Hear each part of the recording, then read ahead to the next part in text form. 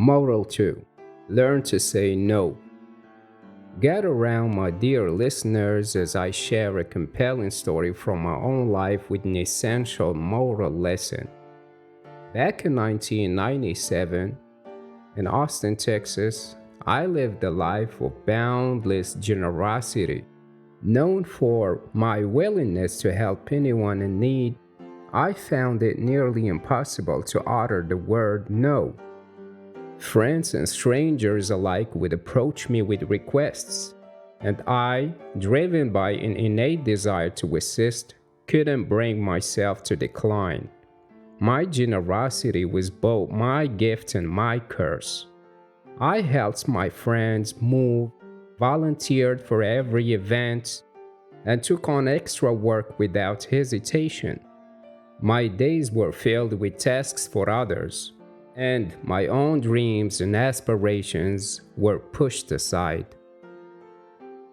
As the years passed, my inability to say no began to take a toll on me. I felt exhausted, overwhelmed, and unfulfilled.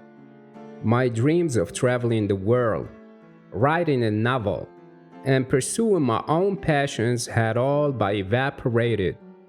One day, an old friend named Bob called me with a request. He needed my help organizing a charity event, and of course, I agreed.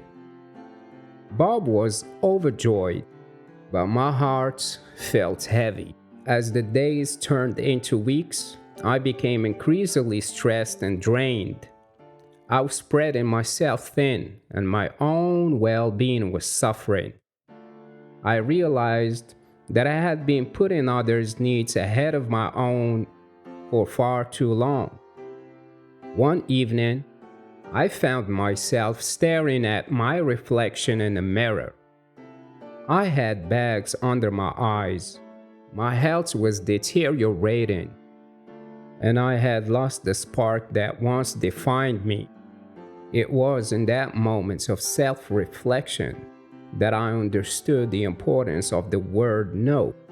Summoning the courage, I picked up my phone and dialed Bob's number. With a deep breath, I uttered the two-letter word I had avoided for so long: no. There was a moment of silence on the other end of the line, and then Bob's voice filled with disappointment and surprise.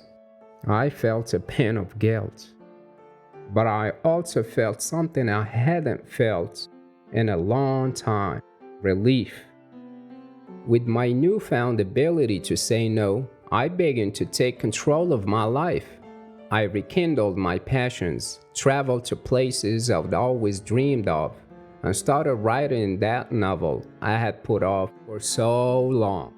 My sense of self-worth and happiness blossomed. The moral of this story, my dear listeners, is a powerful one.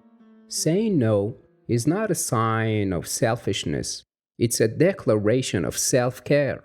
It's essential to set boundaries and prioritize your well-being. By saying no when you need to, you not only preserve your own happiness and dreams, but also ensure that you have the energy and love to offer to others when it truly matters.